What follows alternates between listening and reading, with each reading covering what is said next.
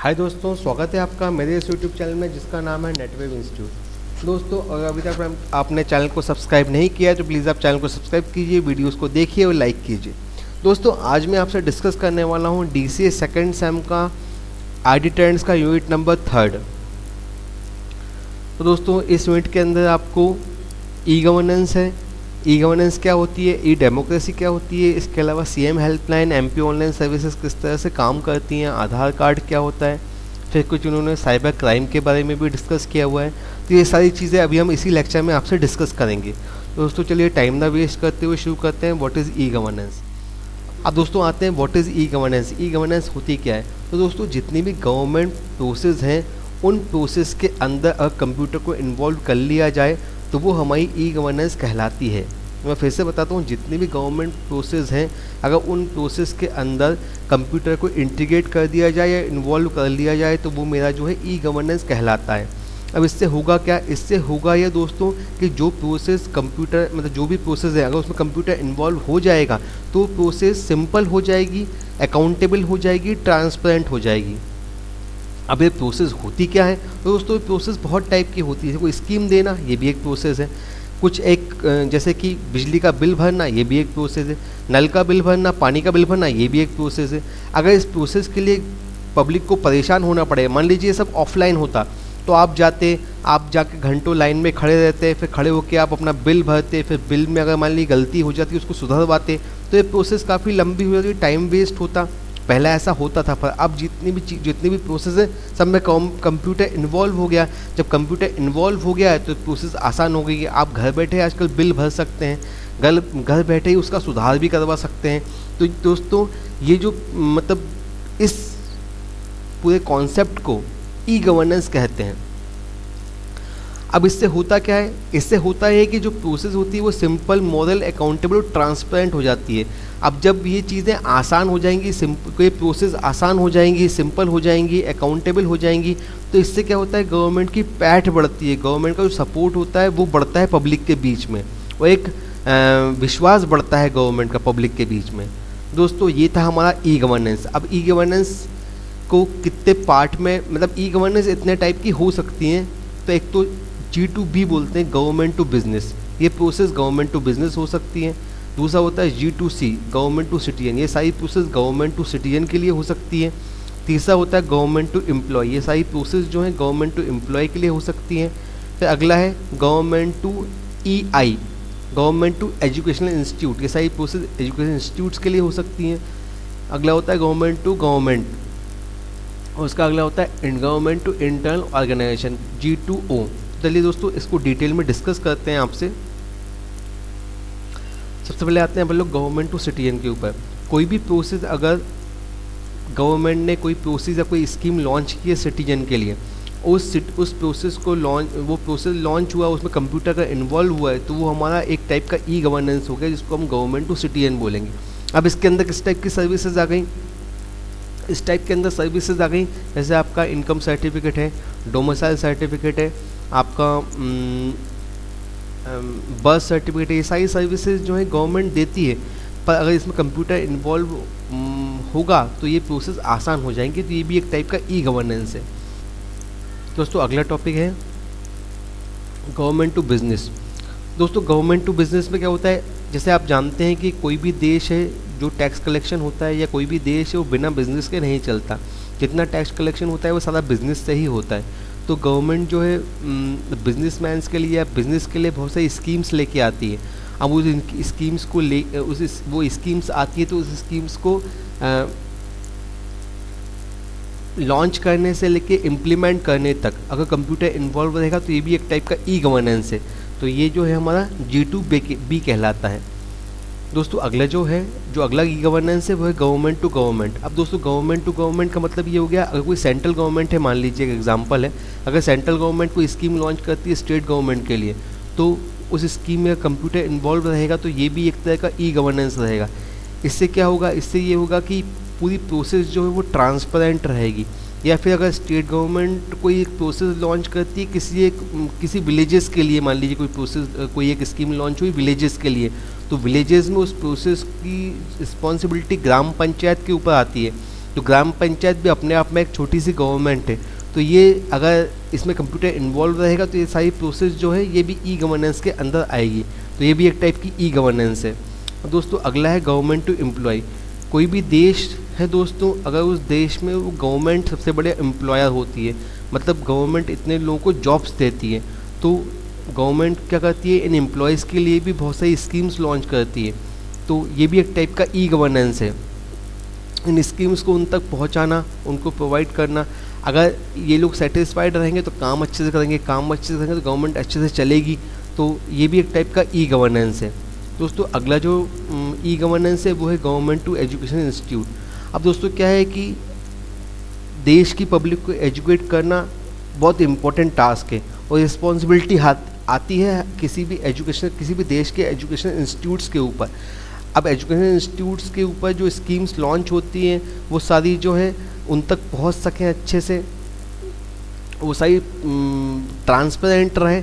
तो इसके लिए जो गवर्नमेंट बहुत सारी स्कीम्स देती है एजुकेशन इंस्टीट्यूट के लिए, तो ये भी एक टाइप का ई गवर्नेंस है। दोस्तों अगला जो है वो है गवर्नमेंट टू इंटरनल ऑर्गेनाइजेशन। दोस्तों कोई भी गवर्नमेंट है तो वो बहुत कलेक्शन होता है बहुत सारे छोटे और बड़े ऑर्गेनाइजेशंस का। अब ये ऑर्गेनाइजेशन आपस में काम करते हैं, तो इन ऑर्गेनाइजेशन के लिए भी गवर्नमेंट बहुत सारी स्कीम्स लॉन्च करती है। इन स्कीम्स के ये बेनिफिट्स होते हैं। ये स्कीम्स इसलिए लॉन्च की जाती है कि हर ऑर्गेनाइजेशन अपने आप को डेवलप कर सके और इस देश को आगे लेके जा सके। तो ये भी एक टाइप का ई गवर्नेंस होती है। तो ये दोस्तों जितनी भी 6 चीज़ें हैं, government to citizen, government to business, government to government, government to employ, government to education institute, government to internal organisation, ये सारी मेरी ई गवर्नेंस की पार्ट्स हैं। या कह सकता हूँ कि ई गवर्नेंस के मतलब ई गवर्नेंस इतने टाइप की हो सकती है। चलिए दोस्तों आगे बढ़ते हैं। अब इसके बेनिफिट्स क्या हैं। दोस्तों बनी बात है, जब कंप्यूटर इन्वॉल्व रहेगा तो सबसे पहली बात जो हमारे देश में सबसे बड़ी प्रॉब्लम है करप्शन की, वो सॉल्व होगी। तो इससे करप्शन रिड्यूस होता है। दूसरी बात हाई ट्रांसपेरेंसी। दोस्तों हाई ट्रांसपेरेंसी का मतलब है आप कोई बंदा अगर मान लीजिए बर्थ सर्टिफिकेट बनवाने गया, तो अगर उसमें कंप्यूटर इन्वॉल्व है, आईटी इन्वॉल्व है, तो उसको एक ऑनलाइन फॉर्म मिलेगा, वो फॉर्म भरेगा, वो ऑनलाइन पेमेंट करेगा, तो उसको पता होगा कि मेरा फॉर्म अभी किस स्टेज पे। उसमें टाइम भी आ जाता है कि इस टाइम पे आपको आपका जो है आपका सर्टिफिकेट आपको मिल जाएगा। तो ये जो भी ई गवर्नेंस सर्विसेज होती हैं वो हाईली ट्रांसपेरेंट होती हैं। तीसरा दोस्तों जो इसका बेनिफिट है वो है कन्वीनियंस का बढ़ना। बनी बात है कन्वीनियंस तो बढ़ेगी, क्योंकि क्या होता था पहले अगर कोई फॉर्म भरना होता था तो बंदा गांव से बस में बैठ के चलता था और फिर शहर आता था, फिर शहर में घंटों लाइन में खड़ा होता था, फिर लाइन में खड़े होकर फॉर्म लेता था, फिर उसको सबमिट करने के लिए फिर वो वहीं लाइन में खड़ा होता था, फिर सबमिट करता था। तो ये काफ़ी वेस्टेज ऑफ टाइम था। लेकिन अगर कंप्यूटर इन्वॉल्व हो गए, तो कंप्यूटर जब इन्वॉल्व हो गए तो ये सारी प्रोसेस बहुत आसान हो गई है। कोई भी बंदा है वहीं घर पे बैठे बैठे मोबाइल से या लैपटॉप से या किसी भी कियोस्क से फॉर्म भर सकता है, तो उसको गांव से शहर आने की ज़रूरत नहीं है। इसके अलावा ऑफलाइन होने से क्या होता था, ये सारी जितनी प्रोसेस हैं जो फीस वगैरह आती हैं वो सारी जीडीपी में इंक्लूड नहीं थी। लेकिन ये सब जब ऑनलाइन सारी चीज़ें हो गई, सारी ई गवर्नेंस ऑनलाइन हो गई, गवर्नमेंट सारी स्कीम्स ऑनलाइन हो गई, तो ये जीडीपी में एक इम्पॉर्टेंट पार्ट प्ले करती हैं। तो जीडीपी हमारे इंडिया की बड़ी है इससे। इसके अलावा रिडक्शन इन ओवरऑल कॉस्ट। दोस्तों ये ओवरऑल कॉस्ट का रिडक्शन इसलिए है क्योंकि मैंने भी आपको बताया बंदा गांव से चलेगा, उसको वहाँ पे किराया लगाएगा, यहाँ पे आएगा, यहाँ पे खाएगा, फिर यहाँ पे रहेगा, फिर यहाँ से वापस जाएगा। तो ये जितना कॉस्ट उसका लगता था उसका रिडक्शन हो जाता है, मतलब जो टोटल कॉस्ट थी उसका रिडक्शन हो जाता है अगर वो बेनिफिट्स जो हैं ई गवर्नेंस से दिए जाते हैं तो। इसके अलावा एक्सपेंडेड रीच ऑफ गवर्नमेंट। दोस्तों जब कोई स्कीम अगर कंप्यूटर के द्वारा लॉन्च होगी या इसमें कंप्यूटर इन्वॉल्व होगा तो उसकी जो रीच है वो गांव तक होगी, क्योंकि आजकल हर बंदे के पास मोबाइल है, हर गांव में लगभग सभी जगह इंटरनेट है। इसलिए गवर्नमेंट की जो रीच होगी, गवर्नमेंट की जो पहुंच होगी वो गांव तक होगी, मोस्ट रिमोट एरियाज़ में भी होगी। तो ये थे ई गवर्नेंस के बेनिफिट्स। अब दोस्तों लिमिटेशंस के ऊपर आते हैं कि इसके नुकसान क्या है या इसके लिमिटेशंस क्या है। तो सबसे पहले तो ये है कि large amount of money is required to develop an implementation. E governance को लागू करने में बहुत सारा पैसा लगता है, ठीक है। तो सबसे पहला लिमिटेशन तो ये है। दूसरा लिमिटेशन ये है दोस्तों कि गवर्नमेंट एजेंसीज़ होती हैं वो जो हैं सिटीजन को इंगेज नहीं करती हैं किसी भी चीज़ के ऊपर। जैसे कोई अगर कोई स्कीम बनानी है तो उसमें सिटीजन इंगेज नहीं होते हैं। जब वो इंगेज नहीं होते हैं तो उनका प्रॉपर फीडबैक नहीं आता है। जब प्रॉपर फीडबैक नहीं आता है तो कहीं ना कुछ कमी रह जाती है। तो ये इसका अगला लिमिटेशन है। इसके अलावा दोस्तों तीसरा लिमिटेशन है कि कई गांव ऐसे हैं जहाँ पे बिजली भी नहीं पहुँची है। ठीक है, अब जब बिजली नहीं पहुँची तो इंटरनेट एक्सेस कैसे पहुँचेगा? तो यहाँ पे क्या हो कि जो लो इनकम ग्रुप एरियाज़ हैं, जहाँ पे लो इनकम ग्रुप एरियाज़ हैं, जहाँ पर रूरल एरियाज़ हैं, जहाँ पे इंटरनेट नहीं है, वहाँ पे लोगों को फॉर्म भरने की फैसिलिटी या उन स्कीम्स को लेने की फैसिलिटी तक वहाँ से शहर आना पड़ेगा या कहीं कोई पास कस्बों में जाना पड़ेगा। इसके अलावा दोस्तों ये उन लोगों के लिए बड़ी प्रॉब्लम वाली बात है जिनको कंप्यूटर नहीं आता। मतलब किसी बंदे को कंप्यूटर आता है तो आसानी से फॉर्म भर लेता है, पर मान लीजिए कोई ऐसा बंदा है जो पढ़ा लिखा नहीं है तो वो कैसे फॉर्म भरेगा, वो कैसे उस स्कीम का बेनिफिट ले पाएगा? तो ये उन लोगों के लिए बहुत प्रॉब्लमेटिक है। इसके अलावा जो कंपनी इन मतलब ई गवर्नेंस को इम्प्लीमेंट करेगी कंप्यूटर के थ्रू, तो वो ब्राउज़र को यूज़ करेगी, प्लगइन्स को यूज़ करेगी, लैंग्वेजेस को यूज़ करेगी। हमारे देश में हर गांव में लैंग्वेज चेंज हो जाती है, तो एक लैंग्वेज बैरियर्स तो हमारे देश में है ही। इसके अलावा जो टेक्निकल इशू हैं जैसे ब्राउज़र हो गया, प्लगइन्स हो गया, ये भी एक टेक्निकल इशू आता है जो भी इसका लिमिटेशन ही है। इसके अलावा जब भी हम लोग फॉर्म भरते हैं दोस्तों तो एक ईमेल एड्रेस मांगते हैं या मोबाइल नंबर मांगते हैं फॉर्म में। तो इससे क्या होता है कि आपकी जो इन्फॉर्मेशन है वो चोरी होने का डर रहता है। तो इसलिए सबसे पहले तो ये है कि एक तो हो सकता है किसी के पास ईमेल एड्रेस ना हो, या हो सकता है किसी के पास मोबाइल ना हो, तो ये भी एक बड़ी प्रॉब्लम है, एक लिमिटेशन है ई गवर्नेंस का। दोस्तों अगला जो है lake of privacy. Lake of privacy वही मतलब जैसे आधार कार्ड लेते हैं, हमसे आधार कार्ड ले लेते हैं, आधार कार्ड की फ़ोटोकॉपी ले लेते हैं, वो वहाँ पे स्कैन करके अटैच करते हैं, तो वो हमारा जो है प्राइवेसी का लीक होना माना जाता है। दोस्तों ये कुछ इसके लिमिटेशंस थे। दोस्तों उम्मीद है कि आपको ई गवर्नेंस के बेनिफिट्स और लिमिटेशंस, कितने टाइप की ई गवर्नेंस है वो समझ में आया होगा। अब अगले टॉपिक पे आते हैं, ई डेमोक्रेसी। अब दोस्तों जैसे ई गवर्नेंस है वैसे ही ई डेमोक्रेसी भी है। अब ई डेमोक्रेसी क्या है? मतलब डेमोक्रेसी क्या है? चुनाव करवाना, पहले तो कैंडिडेट्स को खड़ा करना, वोटिंग करवाना, वोटिंग की गिनती करवाना, चुनाव करवाना, ये सारी चीज़ें हमें ई डेमोक्रेसी के अंदर आती हैं। अब ये तो सब डेमोक्रेसी के अंदर आती हैं। अगर इसमें कंप्यूटर इन्वॉल्व हो जाए तो ये हमारी ई डेमोक्रेसी कहलाती है। जैसे कि पहले क्या होता था, पहले बैलेट पेपर से चुनाव होते थे।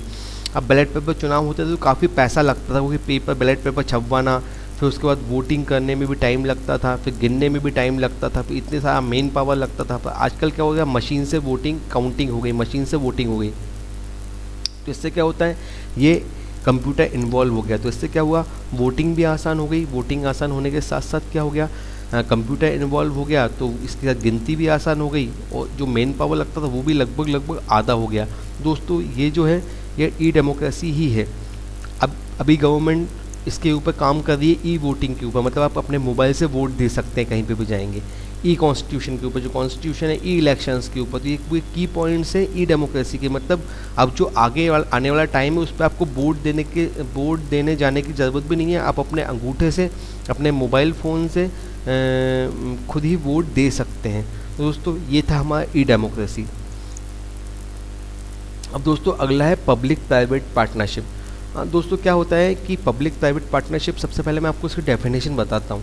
कोई भी गवर्नमेंट है, गवर्नमेंट एजेंसी अगर किसी प्राइवेट सेक्टर के साथ कोलैबोरेट करती है, ठीक है, कोई भी गवर्नमेंट एजेंसी किसी प्राइवेट सेक्टर के साथ कोलैबोरेट करती है किसी एक प्रोजेक्ट के लिए, तो वो हमारा पीपीपी मॉडल कहलाता है। ठीक है, पब्लिक प्राइवेट पार्टनरशिप मॉडल। इसमें क्या होता है, या तो इंफ्रास्ट्रक्चर गवर्नमेंट देती है, काम करती है प्राइवेट फर्म, नहीं तो इंफ्रास्ट्रक्चर प्राइवेट फर्म देती है, गवर्नमेंट काम करती है। तो ऐसे कोई भी मॉडल जिसके अंदर पब्लिक मतलब गवर्नमेंट और प्राइवेट मतलब प्राइवेट कंपनियां दोनों साथ में कोलैबोरेशन करके कुछ काम करें, तो वो हमारा पब्लिक प्राइवेट पार्टनरशिप मॉडल कहलाता है। अब मैं दोस्तों आपसे डिस्कस करता हूँ पब्लिक प्राइवेट पार्टनरशिप के जो बेनिफिट्स हैं और डिसएडवांटेजेस के बारे में। दोस्तों सबसे पहला जो बेनिफिट है वो ये है कि हमें इंफ्रास्ट्रक्चर से, जो इंफ्रास्ट्रक्चर प्रोजेक्ट्स हैं उनमें इससे अच्छा एग्जाम्पल मिल ही नहीं सकता, क्योंकि जब भी गवर्नमेंट किसी इंफ्रास्ट्रक्चर प्रोजेक्ट पे काम करती है तो उसको मजदूर का अरेंजमेंट करना पड़ता है, ये देखना पड़ता है कौन मजदूर काम कर रहा है, ठेकेदार का अरेंजमेंट करना पड़ता है और बहुत सारे इश्यूज़ होते हैं। तो इंफ्रास्ट्रक्चर के लिए गवर्नमेंट आजकल फुली पीपीपी मॉडल पे ही काम करती है। इसके अलावा वो खुद कभी ये नहीं सोचती कि मुझे मतलब government in project infrastructure projects के अंदर इन्वॉल्व नहीं होना चाहती। दोस्तों इसका डिसएडवांटेज ये रहता है कि जब गवर्नमेंट इन्वॉल्व नहीं होती है तो गवर्नमेंट की कॉस्ट बढ़ा देता है, पर हेडेक कम कर देता है। दोस्तों दूसरा बेनिफिट है कि फास्टर प्रोजेक्ट कंप्लीशन। अब दोस्तों बनी बात है, जब कोई प्राइवेट कंपनी इन्वॉल्व रहेगी तो वो सिर पे खड़े होकर काम करवाएगी। जब सिर पे खड़े होकर काम होगा तो प्रोजेक्ट जल्दी कंप्लीट होंगे। दोस्तों तीसरा जो बेनिफिट है वो है ROI। जब दोस्तों कोई भी पीपीपी मॉडल है, अगर उसमें गवर्नमेंट इन्वॉल्व रहती है तो बैंक आसानी से उसको लोन दे देता है। तो जो रेट ऑफ इंटरेस्ट है, ROI है, वो मतलब बाकी बैंकों से उसको मतलब कम मिलेगा। दोस्तों चौथा जो बेनिफिट है वो है risk are fully appreciated early on determination of the project feasibility. तो जो प्रोजेक्ट की फिजिबिलिटी वो पहले ही डिसाइड हो जाती है, तो रिस्क काफ़ी कम होता है पीपीपी मॉडल के अंदर। अब दोस्तों इनके थोड़ी लिमिटेशंस के बारे में या डिसएडवांटेजेस के बारे में बात करते हैं। तो मैं डिस्कस कर ही चुका हूँ कि it can increase the government cost increase हो जाएगी, ठीक है, क्योंकि जब भी कोई प्राइवेट कंपनी का इन्वॉल्व रहेगी तो अपना मार्जिन अपना प्रॉफिट भी देखेगी, इसलिए गवर्नमेंट कॉस्ट हमेशा बढ़ जाती है।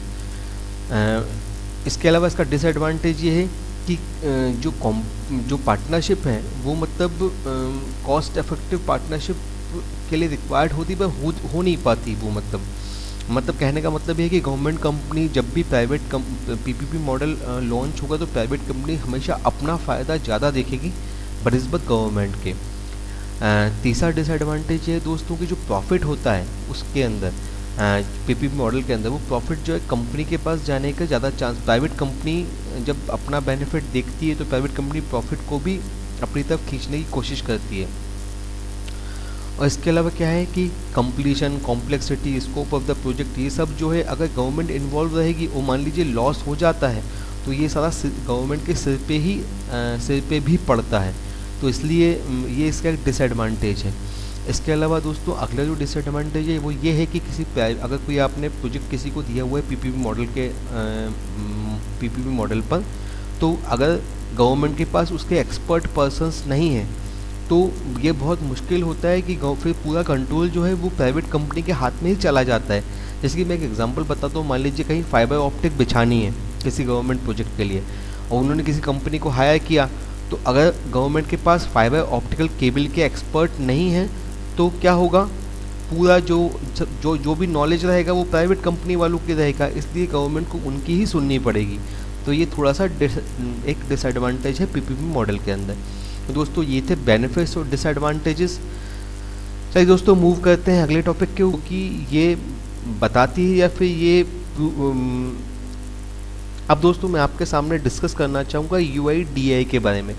तो सबसे पहले मैं इसका फुल फॉर्म आपको बताता हूँ, unique identification authority of India.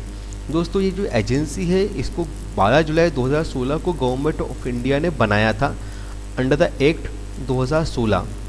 इस एक्ट का नाम है आधार एक्ट 2016। अब इसका मेन मोटो क्या था इस एजेंसी को बनाने का? दोस्तों इस एजेंसी को बनाने का मेन मोटो था कि इंडियन जो पीपल हैं, जो पूरी इंडिया की पॉपुलेशन है, उसको एक ऐसा यूनिक आईडी देना जिससे वो आइडेंटिफाई हो सके। अब इससे बेनिफिट क्या होगा? इससे ये होगा दोस्तों कि जो डिफरेंट स्कीम्स गवर्नमेंट लॉन्च करती है तो वो पर्टिकुलर उस पर्सन तक पहुँचे जिसके लिए वो लॉन्च की गई है। तो आधार कार्ड जो आप सुनते हैं तो वो आधार कार्ड का नंबर आपके पास है, लेकिन ये जितनी रिस्पॉन्सिबिलिटी है आधार कार्ड को देना, उसको मेंटेन करना, उसको सिक्योर रखना, ये जितने भी फीचर्स हैं, जितने भी जो भी रिस्पॉन्सिबिलिटीज़ हैं, सारी रिस्पॉन्सिबिलिटीज़ UIDAI के पास हैं। और UIDAI ही रिस्पॉन्सिबल है आपके आधार कार्ड के नंबर के लिए, आपकी इंफॉर्मेशन को रखने के लिए, उसको सिक्योर रखने के लिए। अब आप जो पहला UID नंबर जो दिया गया था वो नंद ये थोड़ा सा स्पेल पता नहीं क्या है, नंदबुबर गांव है, उसमें 29 सितंबर को 2010 को पहला आधार कार्ड बनाया गया था महाराष्ट्र में।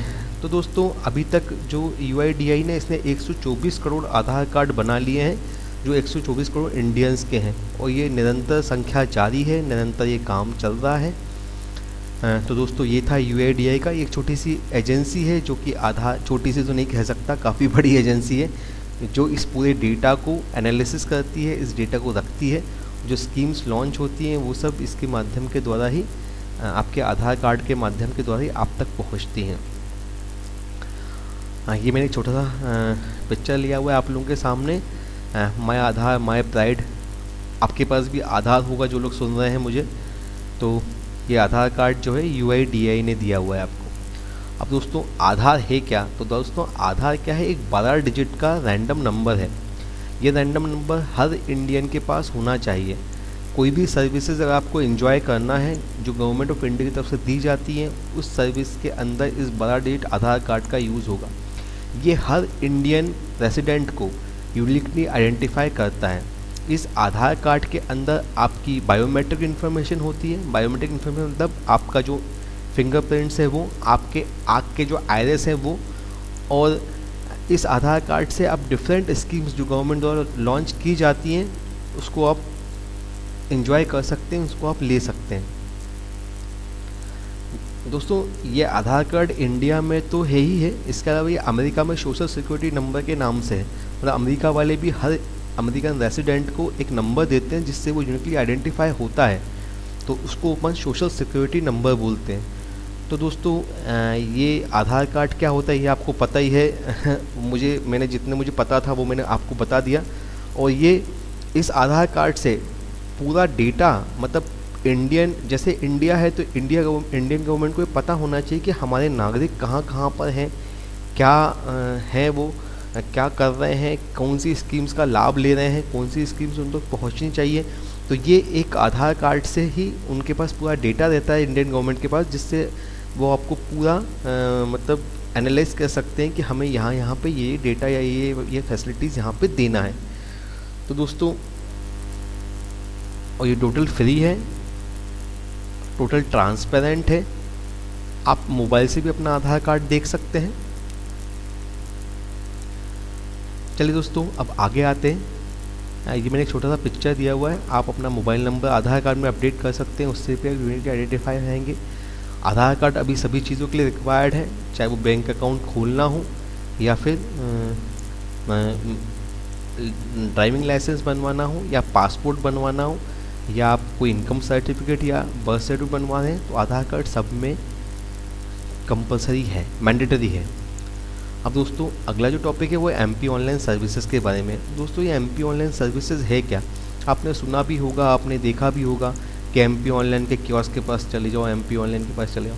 दोस्तों एक्चुअली ये MP गवर्नमेंट ने एक मतलब पार्टनरशिप की थी, ये PPP मॉडल के अंतर्गत है, जो PPP अभी हमने पढ़ा। गवर्नमेंट ऑफ MP ने एक PPP मॉडल के अंतर्गत TCS से PPP मॉडल को साइन किया था। TCS से PPP मॉडल को साइन किया था, मतलब इसकी TCS मतलब टाटा कंसल्टेंसी सर्विसेज। जो भी गवर्नमेंट वहाँ पे स्कीम्स निकालती है या जो भी ई-गवर्नेंस होना है गवर्नमेंट ऑफ MP की तरफ से, उसका पूरा जिम्मा जो है वो TCS को दे दिया गया। जैसे कि अगर आपका बर्थ सर्टिफिकेट बनना है तो वो भी अब TCS का जो TCS बनाएगी, उस पूरे प्रोसेस को TCS लॉन्च करेगी। इसके एवज में TCS लेगी क्या? इसके एवज में TCS लेगी 10 रुपीज़ या 15 रुपीज़ पर पर्सन, जो काफ़ी बड़ा अमाउंट हो जाता है अगर हम लाखों करोड़ों की बात करें तो। अब इसका काम क्या होगा TCS का काम ये होगा कि जो भी गवर्नमेंट बोलती है उसके हिसाब से पोर्टल पे डिज़ाइन करना, मतलब ऑनलाइन सर्विस लॉन्च करना, उस स्कीम के बारे में ऑनलाइन सर्विस लॉन्च करना, उसके पूरे डेटा को मेंटेन करना। अभी दोस्तों ये MP ऑनलाइन सर्विसेज 51 डिस्ट्रिक्ट्स में है। 51 डिस्ट्रिक्ट्स में लगभग इसके जो है 28,000 से ऊपर कियोस्क हैं। और इससे बेनिफिट क्या हुआ पब्लिक को? दोस्तों इससे बेनिफिट ये हुआ पब्लिक को कि पब्लिक को कोई फॉर्म भरना है, जैसे व्यापम का फॉर्म भरना है, जो PEB है, प्रोफेशनल एग्जामिनेशन बोर्ड, कोई फॉर्म भरना है तो आपको परेशान होने की ज़रूरत नहीं है। आप किसी भी MP ऑनलाइन के कियोस्क पे जाके अपने डॉक्यूमेंट्स देके उस फॉर्म को भर सकते हैं। आपका रोल नंबर आपको निकालना है तो आपको परेशान होने की ज़रूरत नहीं है। आप MP ऑनलाइन पे जाके अपने मोबाइल फ़ोन पे जाके अपना एप्लीकेशन नंबर टाइप करके आपका रोल नंबर प्रिंट कर सकते हैं। इसके अलावा बहुत सारी सर्विसेज जो भी गवर्नमेंट डिपार्टमेंट हैं आपके एग्ज़ाम फॉर्म के रिलेटेड हैं, इसके MP ऑनलाइन पोर्टल के ऊपर यूनिवर्सिटीज़ हैं, आपके PEB के जो एप्लीकेशन फॉर्म आते हैं, विभिन्न नौकरियों के एप्लीकेशन फॉर्म आते हैं, जो आपकी MPPSC की जो नौकरियां निकलती हैं उसके एप्लीकेशन फॉर्म आते हैं। इसके अलावा बहुत आप अपने बिजली के बिल, टेलीफोन के बिल भी इस MP ऑनलाइन सर्विसेज कियोस्क से जमा कर सकते हो। एक मैंने आप इमेज दिखाई हुई है आपके सामने, यहाँ पे इम्पोर्टेंट नोटिस वगैरह आते हैं, सिटीजन सर्विसेज कियोस्क, ये पूरी चीज़ें जो हैं MP ऑनलाइन पोर्टल के बारे में, बहुत सारी सर्विसेज, बहुत सारे डिपार्टमेंट की सर्विसेज यहाँ पे अवेलेबल हैं और लगभग हर डिपार्टमेंट की सर्विस यहाँ पे अवेलेबल है। तो आपको कहीं जाने की ज़रूरत नहीं है। आपको कुछ भी करना हो, किसी भी फॉर्म को भरना हो तो आप सिंपल एक पोर्टल पे क्लिक कीजिए, वो है MP ऑनलाइन सर्विसेज। और अगर आप MP में रहते हैं तो ये आपके लिए बहुत बेनिफिशियल है। तो दोस्तों आगे चलते हैं अपन लोग उमंग ऐप के बारे में। दोस्तों अब मैं आपसे डिस्कस करने वाला हूँ उमंग ऐप के बारे में। उमंग ऐप है क्या? सबसे पहले तो आप ये देखिए कि उमंग का फुल फॉर्म क्या है। उमंग का फुल फॉर्म है unified mobile application for new age governance. ये ऐप काम कैसे करता है, यह ऐप है क्या? दोस्तों एक्चुअली ये सेंट्रल गवर्नमेंट का ऐप है और इस ऐप के अंदर सेंट्रल गवर्नमेंट जितनी भी स्कीम्स हैं, जो भी डिपार्टमेंट्स हैं, जो भी स्कीम्स हैं नॉर्मल पब्लिक के लिए, वो सब इस ऐप पे अवेलेबल हैं। जैसे इससे जितने भी डिपार्टमेंट्स हैं, जैसे कि एग्रीकल्चर डिपार्टमेंट है, एजुकेशन डिपार्टमेंट है, हेल्थ डिपार्टमेंट है, हाउसिंग डिपार्टमेंट है, ये सारे डिपार्टमेंट्स जो हैं इस ऐप पे अवेलेबल हैं। और इन डिपार्टमेंट्स में जो भी स्कीम आती है नॉर्मल पब्लिक के लिए, जो सेंट्रल गवर्नमेंट के द्वारा लॉन्च की जाती है, वो सारी सेंट्रल गवर्नमेंट की सर्विसेज इस ऐप पर हैं। इस ऐप को आप गूगल प्ले स्टोर पे या iOS प्ले स्टोर पे जाकर डाउनलोड कर सकते हैं। ये एक मल्टी लैंग्वेज ऐप है।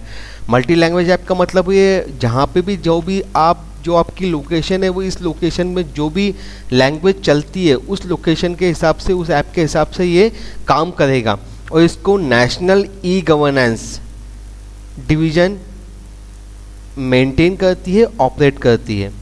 तो दोस्तों सेंट्रल गवर्नमेंट ये चाहती है कि जो भी उसकी ई गवर्नेंस सर्विसेज है वो आम आदमी तक पहुंच पाएँ। उस आम आदमी तक पहुंचाने के लिए सर्विसेज को उन्होंने ये ऐप बनाया हुआ है। और जो भी स्कीम्स सेंट्रल गवर्नमेंट की तरफ से लॉन्च होती है आम पब्लिक के लिए, वो सारी स्कीम्स, हर डिपार्टमेंट की स्कीम्स इस ऐप पे अवेलेबल है। आप इस ऐप को डाउनलोड कर सकते हैं। ये मैंने आपके सामने एक पिक्चर दिया हुआ है गूगल प्ले स्टोर का, यहाँ पे उमंग ऐप से। यहाँ पे देखिए आप बहुत सारी, ये मैं पिक्चर बड़ा करके बताऊँगा आपको, या आप खुद भी देख सकते हैं। पूरी सर्विसेज यहाँ पर अवेलेबल है, हर डिपार्टमेंट की सर्विसेज हैं। आप इसको डाउनलोड कीजिए और इसको आप देखिए। ये बहुत काम का ऐप है दोस्तों, आप इसको डाउनलोड करके इन सर्विसेज को एंजॉय कर सकते हैं। दोस्तों अगला टॉपिक है वो डिजिटल लॉकर है। अब दोस्तों डिजिटल लॉकर है क्या? दोस्तों ये भी गवर्नमेंट ऑफ इंडिया का एक की इनिशिएटिव है डिजिटल इंडिया के प्रति। मतलब कि सेंट्रल गवर्नमेंट भी ये चाहती है कि किसी और कंपनी पे डिपेंड ना होते हुए जो यूज़र है वो खुद गवर्नमेंट सर्विसेज को एंजॉय करें। तो दोस्तों इसी को ध्यान में रखते हुए गवर्नमेंट ऑफ इंडिया ने डिजी लॉकर नाम का ऐप जो है वो लॉन्च किया है। ये डिजिटल, जैसे आप गूगल ड्राइव पे अपने डॉक्यूमेंट्स को रख सकते हैं, फिर वहाँ से एक्सेस कर सकते हैं, वैसे ही यहाँ पर डिजिटल लॉकर के अंदर आप अपने जितने भी डॉक्यूमेंट्स हैं, जितने भी फ़ोटोज़ हैं, वो सारी चीज़ें यहाँ पे, सर्टिफिकेट हैं, उन सब को आप यहाँ पर स्टोर कर सकते हैं डिजिटल वे में। इसके लिए अभी आपको 1 GB स्पेस मिलती है फ्री। मतलब उन डॉक्यूमेंट्स को रखने के लिए 1 GB स्पेस फ्री मिलती है और इस ऐप को आप गूगल प्ले स्टोर से डाउनलोड कर सकते हैं। इसमें जो आपके डिग्री है, मार्कशीट है, पासपोर्ट है, पैन कार्ड है, वो सारे के सारे अपलोड करके स्टोर किए जा सकते हैं। उनको आप शेयर कर सकते हैं और इसको कहीं भी किसी भी तरीके से आप इसको एक्सेस कर सकते हैं। क्योंकि ये डिजिटल ऐप है इसलिए सिक्योर भी, काफ़ी सिक्योरिटी इसके अंदर है। काफ़ी उन्होंने कोशिश की है गवर्नमेंट ऑफ इंडिया ने कि आपके डॉक्यूमेंट कोई दूसरा ना एक्सेस कर पाए, इसलिए इसमें काफ़ी सिक्योरिटी है। लेकिन आपको पता है कहीं ना कहीं लूप होल्स रह जाते हैं, तो इसको ये हैक भी हो सकता है, गॉड नोज़। लेकिन फिर भी सिक्योरिटी है क्योंकि गवर्नमेंट ऑफ इंडिया का है, इसलिए है ना, इस पर आपको बिलीव करना चाहिए और इस पर आपको ट्रस्ट करना चाहिए। तो दोस्तों ये था, ये छोटा सा मैंने एक ऐप को आप प्ले स्टोर से डाउनलोड करेंगे, कुछ इस तरह से आपको वहाँ पे मिलेगा प्ले स्टोर पर, DigiLocker a simple and secure document wallet. तो ये डॉक्यूमेंट वॉलेट के नाम से सारी चीज़ें जो है डिजिटल फॉर्म में यहाँ पे अवेलेबल हैं। दोस्तों इसमें ये है कि आप डिजिटल फॉर्म को ऐसा मत समझिए कि डिजिटल फॉर्म में आपका है तो आपके जो है आपको स्कैन करके रखना पड़ेगा। दोस्तों आपका आधार कार्ड, आपका पैन कार्ड, आपकी मार्कशीट सब डिजिटल फॉर्मेट में रहेगा, मतलब वो वहाँ से लिंक रहेगा उस डिपार्टमेंट से, और यहाँ पे आपके पूरे जो है डॉक्यूमेंट इनको आप शेयर करके यहाँ से कहीं भी भेज भी सकते हैं। तो डिजी लॉकर के बाद जो दोस्तों अगला टॉपिक है वो आपका डिजिटल लाइब्रेरी। अब दोस्तों ये भी एक ऐप है जो कि एक पायलट प्रोजेक्ट है, national digital library of India DLL NDL। तो ये NDL के अंतर्गत इसको मिनिस्ट्री ऑफ ह्यूमन रिसोर्स ने लॉन्च किया है। अब दोस्तों इसके अंदर है क्या, ये एक एक्चुअली ये एक डिजिटल लाइब्रेरी है हमारे पूरे देश के लिए। इसमें जितनी भी बुक्स हैं, डिफरेंट टाइप ऑफ बुक्स हैं, डिफरेंट टॉपिक्स की बुक्स हैं, डिफरेंट राइटर की बुक्स हैं, स्कूल से लेके कॉलेज से लेके हर तरह का कंटेंट इसके अंदर अवेलेबल है। आपको कुछ नहीं करना है, आपको सिर्फ इस ऐप को इंस्टॉल करना है। इस ऐप को इंस्टॉल करके आपको बहुत सारा मटेरियल पढ़ने का यहाँ पर मिल जाएगा। तो ये एक सिंगल और ये अभी भी निरंतर बढ़ रहा है। बहुत सारी बुक्स इसमें रोज़ शामिल की जाती हैं, रोज़ इस कंटेंट को अपलोड किया जाता है। मैं इसके फीचर्स आपको बताता हूँ। ये single window search facility for ever growing digital content prosperity, मतलब एक सिंगल विंडो है जिसमें आप बहुत सारे टॉपिक्स खोज सकते हैं। अब इसमें आप कोई भी जो कंटेंट आपको सर्च करना है उस कंटेंट को ब्राउज कर सकते हैं। कंटेंट टाइप से आप सोर्स से, जहाँ से है उसको सोर्स से ब्राउज कर सकते हैं, सब्जेक्ट से ब्राउज कर सकते हैं, लर्निंग रिसोर्सेज से ब्राउज कर सकते हैं। मतलब कोई भी कंटेंट आपको सर्च करना है, कोई भी टॉपिक का सर्च करना है, तो इसमें बहुत सारे मेथड्स हैं जिसमें आप अपने कंटेंट को सर्च कर सकते हैं, फिल्टर कर सकते हैं। और इसमें यूज़र्स की जानकारी भी अलग अलग है, मतलब अगर आप स्टूडेंट हैं तो वो कंटेंट अलग रहेगा आपके लिए, अगर आप टीचर हैं, आप पढ़ाते हैं तो वो कंटेंट आपके लिए अलग रहेगा। तो ये लेवल ऑफ़ यूज़र्स भी अलग अलग लेवल ऑफ़ यूज़र्स सेट करके आप अपने कंटेंट को सर्च कर सकते हैं। इसके अलावा technology, art, humanities, social science, nature science, जितने टॉपिक्स हैं, जो भी सब्जेक्ट्स हैं, उन सब्जेक्ट के आधार पर भी आप इस ऐप से अपने कंटेंट को सर्च कर सकते हैं। ये अभी हाल फिलहाल इंग्लिश, हिंदी और बंगाली में है, शायद इसमें कुछ लैंग्वेजेस और भी इंक्लूड की गई हैं, लेकिन अभी तो हाल फिलहाल जो मेरे पास जानकारी है वो यही है कि ये इंग्लिश, हिंदी और बंगाली में अवेलेबल हैं। ये भी एक मल्टी लैंग्वेज ऐप है। ये मैंने एक छोटा सा आपको पिक्चर दिखाया हुआ है, इसके अंदर यहाँ पे कंटेंट दिए हुए हैं, आप देखिए इसमें गेट IIT JEE ये कंटेंट भी अवेलेबल है, इनको भी डाउनलोड करके आप पढ़ सकते हैं। और ये निरंतर बढ़ रहा है, आप इसको फ्री में अपने प्ले स्टोर से डाउनलोड कर सकते हैं। ये भी एक सेंट्रल गवर्नमेंट का एक बहुत ही इनिशिएटिव ऐप है बच्चों को नॉलेज देने के लिए। अब दोस्तों अपन आगे चलते हैं। दोस्तों मैं आपको बताने वाला हूँ साइबर क्राइम के बारे में। What is cyber crime? तो दोस्तों साइबर क्राइम को बहुत सारी कैटेगरीज में डिवाइड किया गया है, पर आप ये समझिए कि साइबर क्राइम मतलब वो क्राइम होता है जो कि कंप्यूटर की मदद से किया जाता है। ठीक है, या तो कंप्यूटर की मदद से किसी को लूटना, कंप्यूटर की मदद से किसी को एक्सप्लॉइट करना, कंप्यूटर की मदद से किसी को ब्लैकमेल करना, मतलब वो सारे क्राइम जिसमें कहीं ना कहीं कंप्यूटर या मोबाइल का उपयोग किया जाता है वो हमारा साइबर क्राइम कहलाता है। अब ये साइबर क्राइम क्यों होते हैं? क्योंकि आप किसी से पैसा चाहते हो या किसी को ब्लैकमेल करते हो, तो मेन जो मोटो होता है वो मनी होता है कि आप जो है पैसा कमाने के लिए साइबर क्राइम करते हो। वैसे भी क्राइम लगभग सभी क्राइम्स, लगभग 80% क्राइम पैसा कमाने के लिए ही किए जाते हैं। अब इसमें साइबर क्राइम को जो मेन कैटेगरीज हैं उसके अंदर जो डिवाइड किया गया है वो सबसे पहले है ईमेल और इंटरनेट फ्रॉड। दोस्तों ईमेल और इंटरनेट फ्रॉड में क्या होता है, आप किसी बंदे को ईमेल भेजते हो या इंटरनेट पे कुछ लिंक भेजते हो, वो उस पर क्लिक करता है, आपकी बातों में आता है और आपको पैसे ट्रांसफ़र कर देता है, तो वो ईमेल या इंटरनेट फ्रॉड के अंतर्गत आता है। दूसरा होता है आइडेंटिटी फ्रॉड। इसमें आप क्या करते हो, जो पर्सन है उसका पासवर्ड चुरा कर आप उसके पोर्टल पे जाके उसकी इन्फॉर्मेशन को चुराते हो, तो ये इन्फॉर्मेशन जो आप चोरी करते हो इसको आप आइडेंटिटी फ्रॉड बोलते हो। इसके अलावा थेफ्ट ऑफ फाइनेंशियल और कार्ड पेमेंट डेटा, जैसे किसी ने अगर कार्ड का कहीं से पेमेंट किया है, उस कार्ड के आपको नंबर या लिंक मिल जाते हैं, उसका मोबाइल नंबर मिल जाता है, तो आप उसकी फाइनेंशियल इन्फॉर्मेशन को चोरी करते हो। इस तरह से कॉर्पोरेट डेटा भी चोरी होता है। इस तरह साइबर एक्सटॉर्शन, किसी को आप मनी की डिमांड करते हो किसी एक चीज़ को रोकने के लिए, जैसे आपके पास कोई प्राइवेट इन्फॉर्मेशन है किसी की, आप उनको बोलते हो कि आप मेरे को पैसे जमा करो, नहीं तो ये प्राइवेट इन्फॉर्मेशन मैं लीक कर दूंगा, तो वो साइबर एक्सटॉर्शन के अंतर्गत आता है। इसके अलावा साइबर स्पॉन्जी एक होता है जिसके अंदर हैकर्स जो हैं गवर्नमेंट की वेबसाइट्स को या कंपनी के डेटा को हैक कर लेते हैं। तो दोस्तों ये जो है टाइप्स ऑफ, दोस्तों जितने भी साइबर क्राइम होते हैं वो मेन 2 कैटेगरीज में होते हैं। साइबर क्राइम किसी को टारगेट करने के लिए किया जाता है, मतलब साइबर क्राइम करते हैं तो किसी एक टारगेट को, मुख्य टारगेट को ध्यान में रख के किया जाता है। और दूसरा होता है कंप्यूटर्स का यूज़ करके दूसरों से क्राइम करवाना। जो ये क्रिमिनल एक्टिविटी दैट टारगेट्स जो लिखा हुआ है मैंने, तो इसमें एक्चुअली क्या होता है, हम लोग यूज़ करते हैं वायरसेस का, मतलब किसी कंप्यूटर के अंदर वायरस डाल दिए, मालवेयर्स डाल दिए, तो वो क्या होता है कि वो टारगेट हो जाता है, मतलब उस कंप्यूटर को आपको ख़राब करना है या फिर उसका डेटा चुराना है, तो वो टारगेट्स होते हैं। और बाकी जो है criminal activity that uses computer to commit other crimes, मतलब इसमें डेटा को स्टील करना, डेटा को चोरी करना, है ना। तो ये जो है मेन कैटेगरीज होती हैं जिसके अंदर ये लाई करते हैं।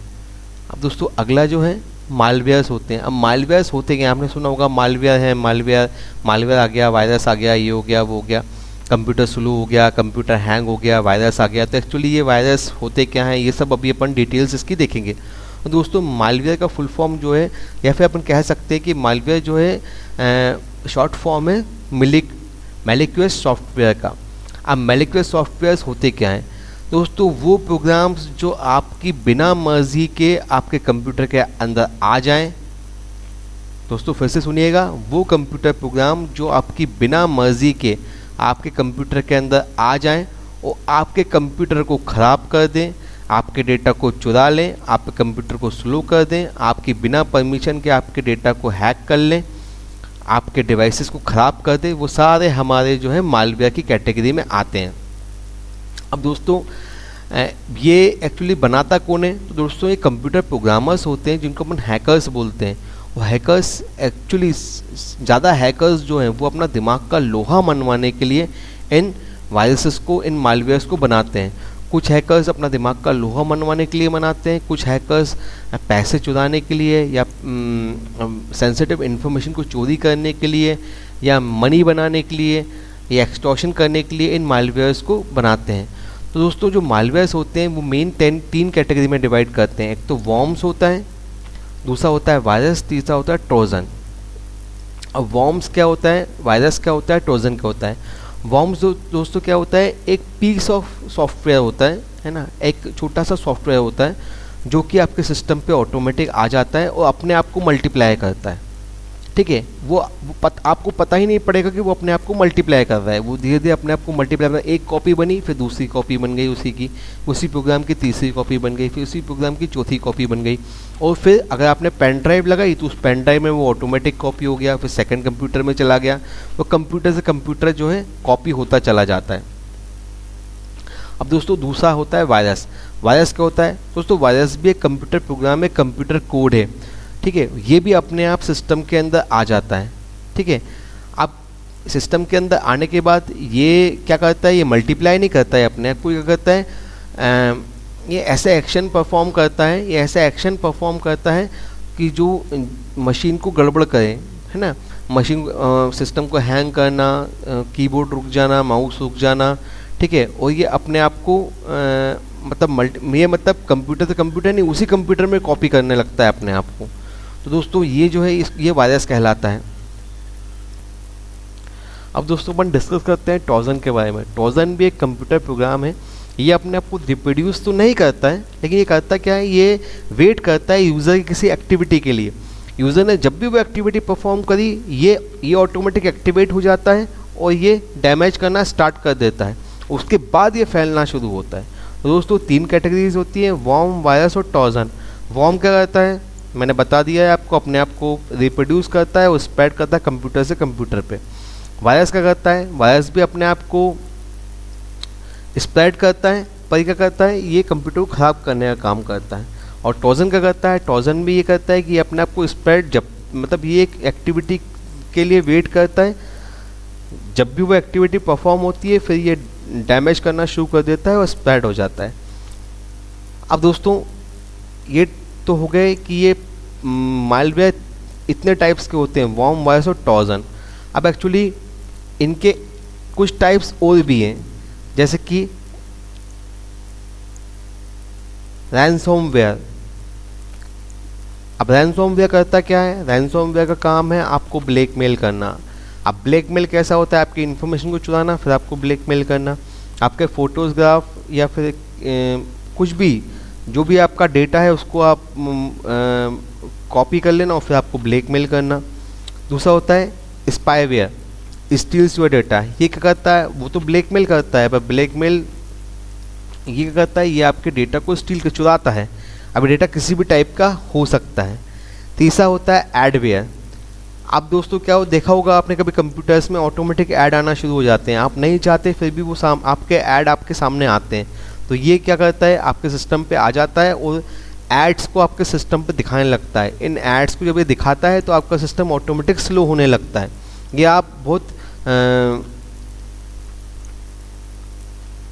आप बहुत इरिटेटिंग फील करते हैं जब एड्स आना शुरू होते हैं, अपना काम ढंग से नहीं कर पाते। दोस्तों अगला जो है वॉर्म्स है। ये कंप्यूटर, अभी बताया था मैंने आपको, ये कंप्यूटर से कंप्यूटर में फैलता है और आपके डैमेज करता है। ट्रोजन्स भी मैं आपको बता चुका हूँ। ट्रोजन्स क्या करता है, ये आप मालवेयर को इंसर्ट करने में आपके साथ देता है। बूटनेट्स, अब ये बूटनेट्स क्या करता है, ये आपके पीसी को ज़ोम्बाई में कन्वर्ट कर देता है। अब ज़ोम्बाई क्या होता है दोस्तों, ज़ोम्बाई होता है कि आपका सिस्टम एक इन्फेक्टेड कंप्यूटर बन जाता है। जो भी इसके संपर्क में आता है वो भी इन्फेक्ट हो जाता है, वो कंप्यूटर भी या वो लैन भी इन्फेक्ट हो जाता है। तो ये बूटनेट्स होते हैं दोस्तों। ये थे आपके मालवेयर्स। अब अपन लोग आते हैं स्पाईवेयर। अब इसको अपन थोड़ा डिटेल में डिस्कस करते हैं, स्पाईवेयर करता क्या है। अब दोस्तों स्पाईवेयर कोई भी ऐसा सॉफ्टवेयर होता है जो कि आपके सिस्टम पे ऑटोमेटिक इंस्टॉल हो जाता है बिना आपकी परमिशन के। ठीक है, आपको पता ही नहीं पड़ेगा, वो ये सिस्टम पे ऑटोमेटिक इंस्टॉल हो जाएगा। फिर क्या करेगा, ये आपके ऑनलाइन बिहेवियर को देखेगा। आप ऑनलाइन क्या काम कर रहे हो, क्या चीज़ कहाँ जा रहे हो, कौन सी वेबसाइट पे जा रहे हो, क्या आप देखते हो, और ये आपके नॉलेज के बिना आपके पूरे बिहेवियर को एनालाइज करता है और आपकी पूरी इन्फॉर्मेशन को ये इकट्ठा कर लेगा। आपके बैंक अकाउंट्स के, आपके नंबर्स के, आपके OTP के, जो भी आप काम कर रहे हो, ये पूरा आपका डेटा जो है इकट्ठा करेगा। अब इसके बाद ये उस डेटा को इकट्ठा करके आपके जो है जहाँ भी इसको पहुँचाना रहेगा वहाँ ये ऑनलाइन ऑटोमेटिक पहुँचा देगा। अब उस डेटा का क्या यूज़ रहेगा, उस डेटा का यूज़ ये है कि जो भी आप जा रहे हो, शॉपिंग कर रहे हो, वो सारा जो है डेटा जो है एडवर्टाइज़र के पास पहुँचेगा, मार्केटिंग डेटा फर्म्स के पास पहुँचेगा और उस डेटा का उपयोग करके आपके सामने जो है वो एड्स आना शुरू हो जाएंगी। दोस्तों ये है स्पाईवेयर। ठीक है दोस्तों, तो स्पाईवेयर इस तरह से काम करता है। इसलिए हमेशा कहते हैं कि आप जब भी अपना इंटरनेट यूज़ करें तो आप जो है हमेशा किसी ऐसे लिंक को यूज़ करें या फिर आपके ऐसे वाईफाई को यूज़ करें जो कि सिक्योर हो, या फिर आप हमेशा अपने लैपटॉप में या मोबाइल में एंटीवायरस को अपडेट रखें। ठीक है दोस्तों, तो ये हमारा स्पाईवेयर है। ये मैंने आपको बता दिया है किस तरह से ये काम करता है और क्या होता है स्पाईवेयर। तो चलिए दोस्तों हम आगे चलते हैं। अब दोस्तों हम लोग डिस्कस करने वाले हैं स्पैम मेल या ईमेल स्पैम के बारे में। अब दोस्तों ईमेल स्पैम या स्पैम मेल्स होते क्या हैं दोस्तों, आपके ईमेल अकाउंट पे बहुत सारे अनवांटेड मेल्स आते हैं ये अनवांटेड मेल्स जो है कमर्शियल पर्पस के लिए भेजे जाते हैं। कमर्शियल पर्पस के लिए भेजना मतलब क्या होता है, जैसे कि आपको जो भी प्रोडक्ट आप परचेस करते हो या वेबसाइट्स पे जाते हो तो बहुत सारे प्रोडक्ट्स जो वेबसाइट्स बेचना चाहती हैं वो मेल्स आपके सिस्टम पे आने लगेंगे, और ये इतने मासिव वॉल्यूम में मतलब मेल्स आते हैं कि आप इसको आइडेंटिफाई ही नहीं कर पाते हो, और ये डिफरेंट लिंक्स से आते हैं। और इसमें से कुछ मेल्स दोस्तों बूटनेट्स भी हो सकते हैं जो कि इन्फेक्टेड कंप्यूटर्स से आपके पास आते हैं। दोस्तों ये 1990 से लेकर 2014 तक काफ़ी बढ़ गया है। मतलब पहले जो है मतलब पहले बहुत कम हुआ करते थे, लेकिन 1990 से तो ये इसने टोटल ईमेल ट्रैफिक के 90% को मतलब रोक के रखा हुआ है या फिर ये यूज़ करता है। मतलब अगर मान लीजिए टोटल एक दिन में 1000 मेल्स जाते हैं तो जो 900 मेल्स होते हैं वो स्पैम मेल्स होते हैं। इसका मुख्य उद्देश्य जो है कमर्शियल होता है, मतलब किसी प्रोडक्ट के बारे में, किसी सर्विस के बारे में। तो ये जो मेन जो होते हैं, इसका जो मेन उद्देश्य होता है वो कमर्शियल पर्पस से होता है। अब दोस्तों ये क्यों आते हैं? अब दोस्तों बनी बात है, आपको पता है कि वेबसाइट्स जो हैं अपने प्रोडक्ट के लिए मार्केटिंग करती हैं, तो मार्केटिंग करने के लिए सबसे सस्ता तरीका जो है वो ईमेल है, क्योंकि इसके अंदर कोई पैसा नहीं लगता, सिर्फ एक इंटरनेट कनेक्शन लगता है। अगर मान लीजिए आपने 1000 लोगों के मेल भेजे, 1000 में से अगर मान लीजिए 2 लोग या 3 लोगों को भी आपका प्रोडक्ट पसंद आ गया तो आपका काम तो फ्री में हो गया। इसके अलावा दोस्तों इसमें बहुत सारे मेल्स ऐसे भी होते हैं जो आपको पैसे के बारे में लालच देंगे या फिर बोलेंगे हम यहाँ पे फंसे हुए हैं, हमारी हेल्प कीजिए, हमें रिक्वायरमेंट है पैसे की। तो कुछ मेल्स ऐसे भी होते हैं। कुछ मेल्स इसमें इन्फेक्टेड मेल्स भी होते हैं जिसके अंदर बूटनेट, मालवेयर वगैरह रहते हैं। और दोस्तों हमेशा ध्यान रखना चाहिए कि जब भी आप ईमेल खोलें तो आप ऐसे ही ईमेल्स को खोलें जिनको आप जानते हैं या जिनकी लिंक आपके पास अवेलेबल है, या फिर जो भी आपके जो रिसोर्स है या जो भी आपकी जाने पहचाने सोर्स से आई हो। तो दोस्तों हमेशा आपको ये ध्यान रखना चाहिए कि जो भी आपका मेल आपको मिला है वो कौन से सोर्स से आया है। अगर वो एक ट्रस्टेड सोर्स है तभी आप उस मेल को खोलें, अन्यथा आप उसको अवॉइड कर दें। तो ये था आपका स्पैम मेल या ईमेल स्पैम। अगला है दोस्तों लॉजिक बम। लॉजिक बम्स क्या होते हैं? अब दोस्तों लॉजिक बम भी एक कंप्यूटर प्रोग्राम ही है, ठीक है। अब जैसे इसका नाम है लॉजिक बम, तो दोस्तों करता क्या है ये आपकी बिना परमिशन के आपके सिस्टम पे पहली बात तो कॉपी हो जाएगा, जो लगभग हर वायरस करता है। अभी क्या करता है, एक लॉजिकल कंडीशन मिलने पर ही ये अपना काम शुरू करता है। अब लॉजिकल कंडीशन कैसी हो सकती है? कोई एक डेट हो सकती है, किसी का बर्थडे हो सकता है, किसी की सैलरी डे हो सकती है, किसी की एनिवर्सरी हो सकती है। तो ये जो है, और ये उस टाइम तक अपने आप को मल्टीप्लाई करता रहता है, लेकिन जिस दिन वो डेट आती है, जिस दिन वो कंडीशन इसकी मैट होती है, उस दिन आपका पूरा कंप्यूटर जो है वो क्रैश हो जाता है। तो दोस्तों ये मतलब लॉजिक बम्स ऑटोमेटिक एक तो सिस्टम में प्रवेश कर जाते हैं, और दूसरी बात ये एक टाइम तक वेट करते हैं, जब तक उसको कंडीशन नहीं मिलती जब तक वो एक्टिवेट नहीं होता। लेकिन जैसे ही उसको वो कंडीशन मिलती है वो एक्टिवेट होकर आपके पूरे सिस्टम को क्रैश कर देगा, आपके डेटा को चुरा लेगा, और वो जो आपने सोचा नहीं है वो सारी चीज़ें ये कर सकता है। दोस्तों ये मैं इसको बताना चाहता हूँ, ये एक्चुअली एक एम्प्लॉयर था, वो अपने एक एम्प्लॉय की सैलरी को लेकर कुछ इशू हो गया था, तो उसने एम्प्लॉय ने एक ऐसा छोटा सा प्रोग्राम बनाया और उसको वहाँ पे जाके इंसर्ट कर दिया। जिस दिन वो डेट आई, सैलरी डे आया, उस दिन वो लॉजिक बम, फर्स्ट लॉजिक बम वहाँ पे सिस्टम के अंदर फैल गया, पूरा डेटा जो है वो जाम हो गया। तो इस तरह से ये फर्स्ट लॉजिक बम था जो किसी ने बनाया था। तो एक कुछ मुझे पता था इसलिए मैंने आपको बता दिया। चलिए दोस्तों अब हम आगे चलते हैं। लॉजिक बम्स के बाद ये एक मैंने छोटा सा प्रोग्राम, मतलब छोटा सा एक पिक्चर आपके सामने दिया हुआ है जिसके अंदर मैंने बताया हुआ है कि भाई ये ठीक है एक्सप्लोड तभी होगा। अब दोस्तों हम लोग पढ़ते हैं डेनियल ऑफ सर्विसेज। अब डेनियल ऑफ सर्विसेज क्या होता है? डेनियल ऑफ सर्विसेज अटैक कहलाता है, इसको अपन डॉज अटैक भी बोलते हैं। ये एक तरह का साइबर अटैक है। अब ये साइबर अटैक किस तरह से काम करता है? ये दो टाइप के होते हैं दोस्तों, एक तो डॉज अटैक होता है, एक डीडॉज अटैक होता है। अब दोनों ही किस तरह से काम करते हैं मैं इसको आपको, और एक्चुअली ये टारगेट करते हैं किनको? क्रेडिट कार्ड सिस्टम को, पेमेंट गेटवेज को, बैंक की वेबसाइट्स को, है ना। और ये करते काम किस तरह से वो देखिए आप। जैसे कि आपने यहाँ पे किसी वेबसाइट पे आप गए हो, है ना, तो यहाँ पे आप एक्चुअल में आपने कोई वेबसाइट डाली SBI.com, आपने अपनी रिक्वेस्ट डाली। अब एक्चुअली होता क्या है, जब आप रिक्वेस्ट डालते हो तो यहाँ पे जो सर्वर है वो इस रिक्वेस्ट से रिस्पॉन्ड करता है तो वो आपको रिस्पॉन्ड करेगा। अब इस बीच में होता क्या है, जैसे आपने कोई वेबसाइट के लिए बोला कि मेरे को SBI की वेबसाइट खोलनी है, पर यहाँ पे अटैकर्स क्या करते हैं, लाखों करोड़ों की संख्या में यहाँ पे रिक्वेस्ट भेज देते हैं। अब सर्वर कंफ्यूज हो जाता है कि मैं इसको रिस्पॉन्ड किस तरह से करूँ। तो अगर सर्वर की कैपेसिटी है 1000 यूज़र्स को 1 सेकंड में होल्ड करने की, 1000 यूज़र्स वो 1 सेकंड में रिस्पॉन्ड कर सकता है मान लीजिए, तो वो यहाँ से 2000 रिक्वेस्ट भेज देंगे 1 सेकंड के अंदर। अब 2000 रिक्वेस्ट भेज देंगे तो यहाँ पे क्या होगा, यहाँ पे बाढ़ सी आ जाएगी रिक्वेस्ट की, और यहाँ पे वो इनको रिस्पॉन्ड करेगा। तो रिस्पॉन्ड करते तो उसकी कैपेसिटी तो 1000 यूज़र की है, यहाँ पे रिक्वेस्ट जो है वो 2000 यूज़र्स की आ गई। तो एक्चुअली जो एक्चुअल यूज़र होता है वो बोलते हैं यार वेबसाइट स्लो चल रही है, या हम लोग यहाँ पहुँच नहीं पा रहे, या हमको रिस्पॉन्ड नहीं मिल रहा है। तो ये होता है DDoS अटैक या डॉस अटैक। दोस्तों ये था हमारा, ये मुझे उम्मीद है आपको बहुत अच्छे से समझ में आया होगा। तो ये अटैकर्स क्या करते हैं, अटैकर्स उन सर्वर्स को जाम कर देते हैं, तो आप तक प्रॉपर इन्फॉर्मेशन नहीं पहुंच पाती है।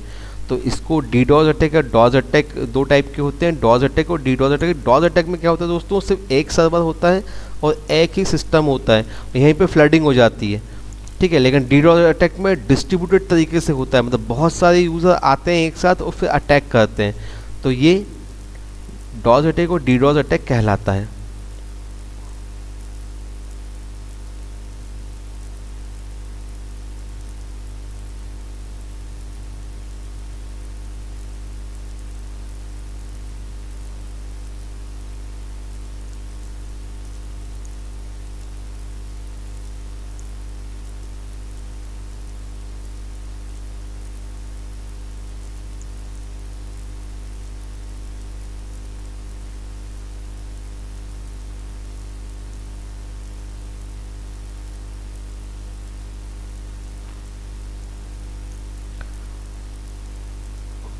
अब दोस्तों डॉस अटैक में क्या होता है कि जैसे ये DDoS अटैक तो आपको पता है कि इस तरह से अटैकर्स आ जाते हैं, ये एक्चुअल यूज़र्स हैं। पर DDoS अटैक ये मतलब DDoS अटैक में बहुत सारे एक्चुअल यूज़र्स होते हैं और बहुत सारे अटैकर्स होते हैं।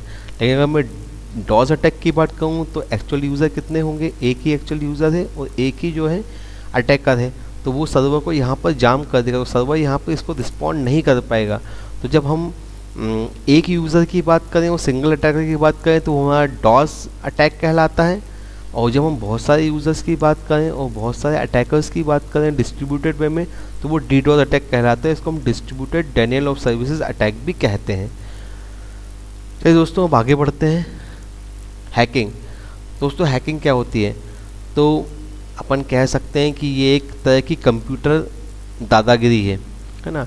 अब कंप्यूटर दादागिरी क्या है, हैकिंग मतलब कि किसी बंदे को एक्सप्लॉइट करना, किसी कंप्यूटर सिस्टम को एक्सप्लॉइट करना, किसी प्राइवेट नेटवर्क को एक्सप्लॉइट करना, किस तरीके से अपनी दादागिरी दिखा के, मतलब उस अनऑथराइज एक्सेस करके या उसके डेटा को चुरा के या उसकी सिक्योरिटी को हैक करके या सिस्टम को जाम करके।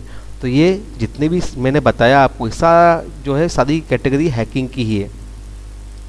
मतलब हम क्या कर सकते हैं, हम ये कह सकते हैं कि हम एक कंप्यूटर का यूज़ करके किसी भी बंदे का डाटा चुराना, किसी बंदे कंप्यूटर को बंद करना, किसी कंप्यूटर को ख़राब करना, किसी नेटवर्क को जाम करना, किसी सर्वर को हैंग कर देना, ये सारी चीज़ें जो है हैकिंग की कैटेगरी में आती हैं, ठीक है। अब इसमें दोस्तों हैकर्स होते कौन है, हैकर्स भी दोस्तों, हैकिंग तो एक वो हो गया दादागिरी, लेकिन करते कौन लोग हैं दोस्तों, ये लोग हैकर्स करते हैं। अब दोस्तों हैकर्स को 3 कैटेगरी में डिवाइड किया है, जैसे भी बताया मैंने आपको, white hat hackers, grey hat hackers, black hat hackers. तो वाइट हैट हैकर्स कौन होते हैं दोस्तों, वाइट हैट हैकर्स वो होते हैं जो आपकी सिक्योरिटी सिस्टम को चेक करते हैं, ठीक है, और उसको हैक प्रूफ बनाते हैं। अब इसको अपन ऐसे समझ सकते हैं जैसे कि किसी एक कंपनी ने कोई एक सिस्टम बनवाया जिसमें कार्ड से पेमेंट होना है, ठीक है। अब उसको ये चेक करना है कि ये जो मेरा सिस्टम बनवाया है, ये मेरा सॉफ्टवेयर जो मैंने बनवाया है वो सिक्योर है कि नहीं है। तो वाइट हैट हैकर्स को हायर करते हैं, बुलाते हैं, वो पूछते हैं कि भाई ये मेरा सिस्टम है, आप इसको क्रैक करके बताओ। तो वाइट हैट हैकर्स क्या करते हैं, उन सिस्टम्स पे अपने पूरा मेथड लगाते हैं, अपना पूरा दिमाग लगाते हैं, वो बताते हैं सिस्टम हैक हो सकता है कि नहीं हो सकता। अगर वो हैक हो सकता है तो वो उसकी कमियां बताते हैं कि यहाँ पर ये कमी है, आप इसको सही कराइए, तब जाके आपका सिस्टम हैक नहीं होगा। और अगर हैक हो सकता है तो वो उसकी कमी बताते हैं, और अगर नहीं हो सकता तो फिर वो बताते हैं हाँ बहुत अच्छा सिस्टम है, इसको कोई हैक नहीं कर सकता। तो ये वाइट हैट हैकर्स होते हैं। अब दूसरे आते हैं ब्लैक हैट हैकर्स। दोस्तों जो सबसे गड़बड़ होते हैं वो होते हैं ब्लैक हैट हैकर्स, मतलब ये वाकई क्रिमिनल्स होते हैं। ये अपने पर्सनल यूज़ के लिए, पर्सनल फ़ायदे के लिए सिस्टम्स को हैंग करते हैं, उसको डिस्ट्रॉय करते हैं, डेटा को चुराते हैं। तो ये जो हैं, ये समझ लीजिए, ये जो है ये हमारे सबसे बड़े क्रिमिनल्स होते हैं, जो ब्लैक हैट हैकर्स होते हैं। अब तीसरा जो कैटेगरी आती है वो होती है ग्रे हैट हैकर्स के बारे में। अब ग्रे हैट हैकर्स क्या होते हैं दोस्तों, ये जो है ये अपना दिमाग का लोहा मनवाने के लिए जो है सिस्टम को हैक करते हैं। ये क्यूरियस पीपल्स होते हैं, ये मतलब बहुत क्यूरियस, ये एक बहुत क्यूरियस ग्रुप ऑफ पीपल्स होते हैं जो क्या करते हैं, ये जानना चाहते हैं कि ये सिस्टम हैक हो सकता है कि नहीं हो सकता, लेकिन ये उसकी परमिशन नहीं लेते जिसका सिस्टम ये हैक कर रहे हैं। तो ये क्या है, लूप होल्स पहचानते हैं, है ना। अपन इसको कह सकते हैं ऐसे, जैसे विंडोज़ लॉन्च होता है या लाइनेक्स लॉन्च होता है, कोई नया वर्जन लॉन्च करते हैं विंडोज़ वाले या लाइनेक्स वाले, या कोई भी ऑपरेटिंग सिस्टम लॉन्च होता है, तो इन हैकर्स को बुलाया जाता है, बोला जाता है आप इसमें लूप होल्स निकालिए कि हमारी गलतियाँ कहाँ कहाँ पे हैं, हम कहाँ कहाँ पर सिस्टम हमारा फेल हो रहा है। तो ग्रे हैट हैकर्स क्या करते हैं, इनका सिस्टम लेते हैं और उसको यूज़ करते हैं, ठीक है, यूज़ करते हैं और फिर इनको बताते हैं कि कहाँ कहाँ पर लूप होल से कहाँ कहाँ पे आपकी सिक्योरिटी कमज़ोर है। दोस्तों ये मैंने एक छोटा सा पिक्चर दिया हुआ है white hat hackers, grey hat hackers और ब्लैक हैट का। तो ब्लैक हैट जो है क्रिमिनल टाइप का लग रहा है, तो क्रिमिनल टाइप के होते हैं, बाकी दोनों वाइट हैट और ग्रे हैट हैकर्स अच्छे होते हैं, है ना। वाइट हैट तो बहुत ही पहुँचे हुए होते हैं, इनको तो नेटवर्क सिक्योरिटी के लिए रखा जाता है, और ग्रे हैट को लूप होल्स वगैरह फाइंड करने के लिए। दोस्तों चलिए अगले टॉपिक के ऊपर आते हैं, हैकिंग। अब हैकिंग कितने टाइप से की जा सकती है, तो हैकिंग दोस्तों ईमेल से कर सकते हैं, वेबसाइट से कर सकते हैं, पासवर्ड से कर सकते हैं, नेटवर्क से कर सकते हैं, computer, online banking, mobile calling, बहुत टाइप की, इतने टाइप की हैकिंग से यहाँ पे कर सकते हैं, कोई इसकी गिनती नहीं। लेकिन जो मेन है वो मैंने आपके सामने बता दिया है कि एक तो ईमेल से हैकिंग हो सकती है, वेबसाइट से हैकिंग हो सकती है, पासवर्ड हैक हो सकता है, नेटवर्क हैक हो सकता है, कंप्यूटर से हैकिंग कर सकते हैं, ऑनलाइन बैंकिंग से भी हैकिंग कर सकते हैं। अब ईमेल से कैसे हैकिंग होती है, आप ईमेल भेज के उसमें लिंक भेज दीजिए, उस लिंक पे क्लिक करेगा तो वो सिस्टम हैक कर लेगा। ऐसे ही वेबसाइट्स, फर्जी वेबसाइट्स बना के, गलत वेबसाइट्स बना के आप हैकिंग कर सकते हैं, किसी का पासवर्ड चुरा के आप हैक कर सकते हैं, किसी का नेटवर्क जाम करके आप हैकिंग कर सकते हैं, ऑनलाइन बैंकिंग का डाटा चुरा के आप हैक कर सकते हैं। तो ये टाइप्स ऑफ हैकिंग होती है। और दोस्तों जो अगला टॉपिक है वो है फ़िशिंग।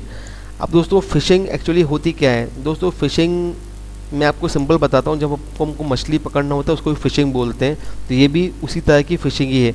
आप क्या करते हो, मछली को आगे खाना लटका के उसको आप लालच देते हो, मछली आपके पास आती है और उस खाने को खाती है और वो आपके जाल में फंस जाती है।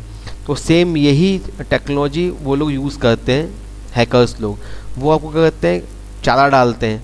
जब चारा डालते हैं तो आप उस वेबसाइट पे आते हो, वो बोलते हैं यहाँ पे डिस्काउंट अवेलेबल है, इतनी चीज़ अवेलेबल है, आप ये देखिए, ये आप परचेस कीजिए, आपको ये डिस्काउंट मिलेगा। आप उसको परचेस कर लेते हो और पता पड़ता है आपने पेमेंट कर दिया और वो चीज़ आपके पास पहुँची ही नहीं। तो ये फिशिंग है, मतलब आपकी डेटा को, आपके यूज़र नेम, पासवर्ड को, आपके क्रेडिट कार्ड डिटेल्स को, ठीक है, चुराना, ठीक है। इसके अलावा आपको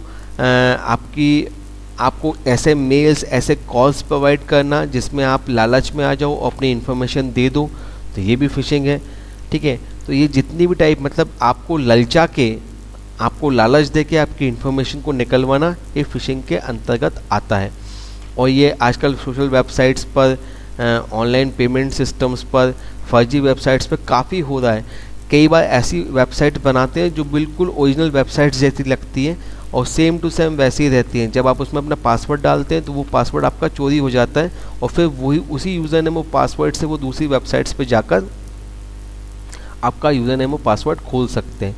तो दोस्तों ये थी फिशिंग आपकी। अब दोस्तों जो अगला टॉपिक है वो है स्पूलिंग।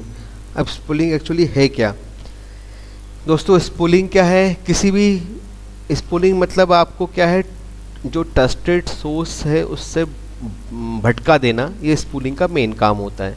मतलब आप जा रहे हो सही रास्ते पे, लेकिन आपको बता दिया ये सही रास्ता नहीं है, गलत रास्ता है, आप यहाँ पे मत जाइए, दूसरे रास्ते पे जाइए। अब ये होता कैसे है? ये होता है ईमेल से, फ़ोन कॉल से, वेबसाइट से, ठीक है। अब ये एक्चुअली होता क्या है, कैसे करते हैं? तो वैसे मैं आपको बताऊं, देखिए स्पूलिंग बहुत टाइप से होती है। जैसे ईमेल स्पूलिंग हो गई, वेबसाइट स्पूलिंग हो गई, कॉलर आईडी स्पूलिंग हो गई, टेक्स्ट मैसेज स्पूलिंग हो गई, जीपीएस स्पूलिंग हो गई, मैन एंड मिडलेस स्पूलिंग हो गई, एक्सटेंशन स्पूलिंग हो गई, आईपी स्पूलिंग हो गई, फैशियल स्पूलिंग हो गई। इतने टाइप की स्पूलिंग होती है। अब एक्चुअली स्पूलिंग को थोड़ा डिटेल में समझने के लिए मैंने एक आपको डायग्राम बनाया हुआ है। अब आपने क्या किया, जैसे ये डायग्राम करता क्या है, मैं ये डायग्राम काम ये स्पूलिंग होती कैसे वो बता रहा हूँ मैं आपको। आपने रिक्वेस्ट डाली एक वेबसाइट के लिए, वो आपने जो वेबसाइट की रिक्वेस्ट डाली है वो रियल वेबसाइट पे डाली है। अब रियल वेबसाइट गई कहाँ पर? रियल वेबसाइट क्या हुई,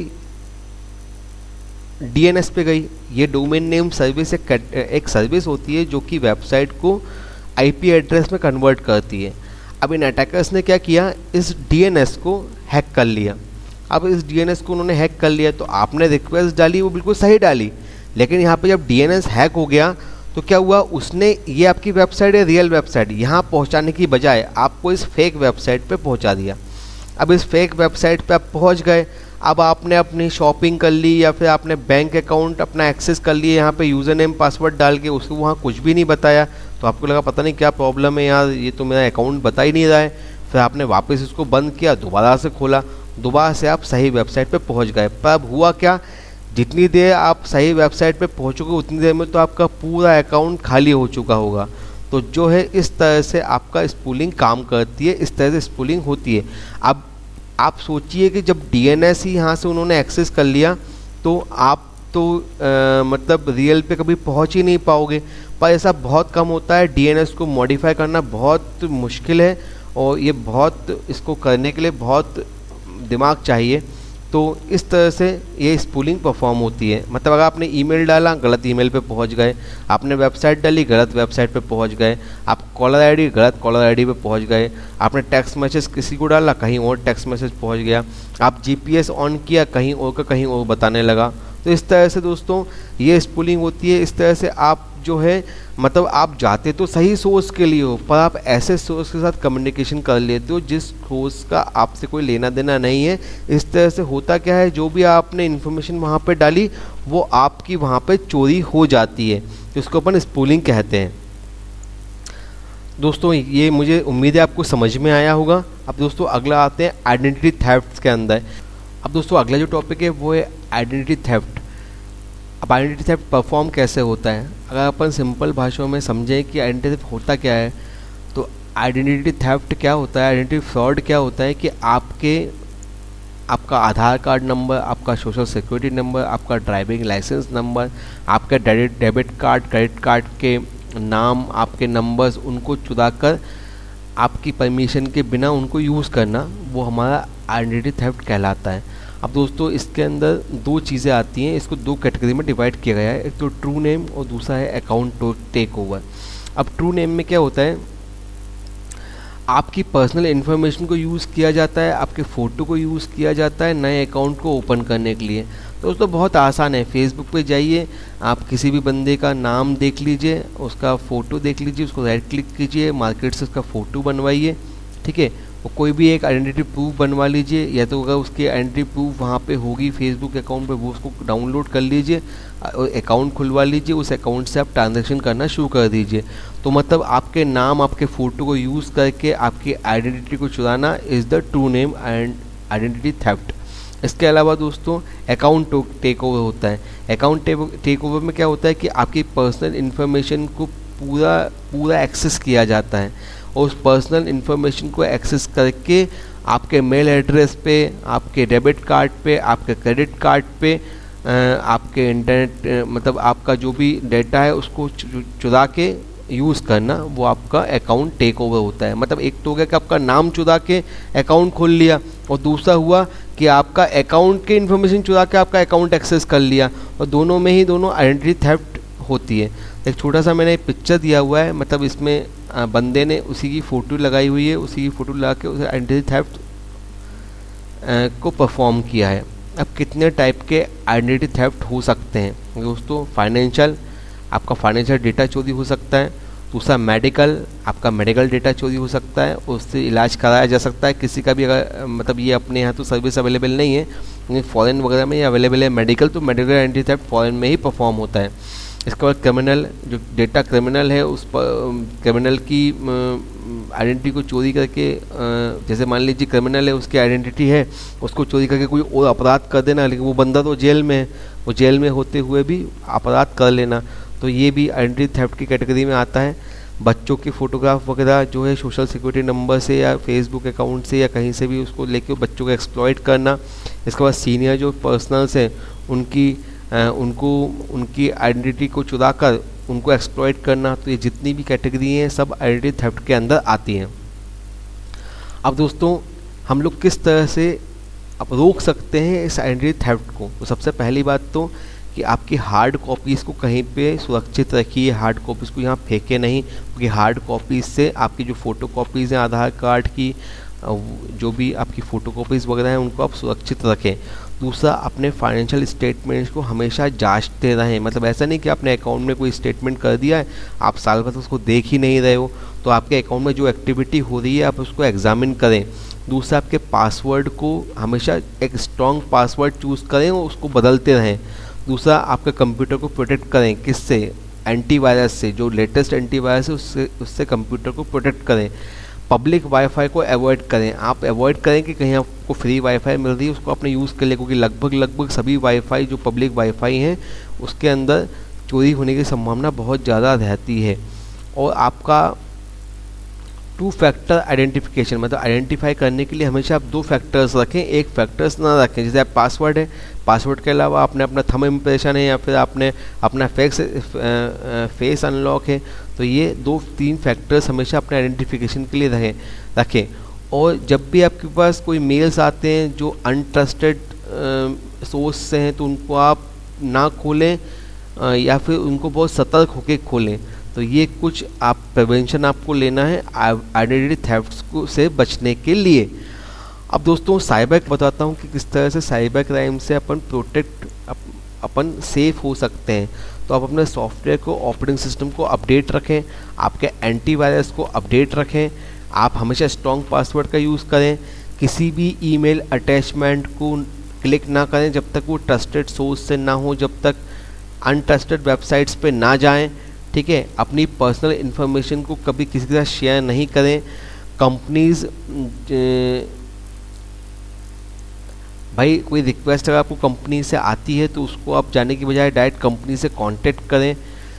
URL के हमेशा, जैसे कि जो वेबसाइट्स पे आप जाते हैं, हमेशा उनका ध्यान रखें कि ऑफिशियल वेबसाइट पे ही जाएं, अनऑफिशियल वेबसाइट पे ना जाएं।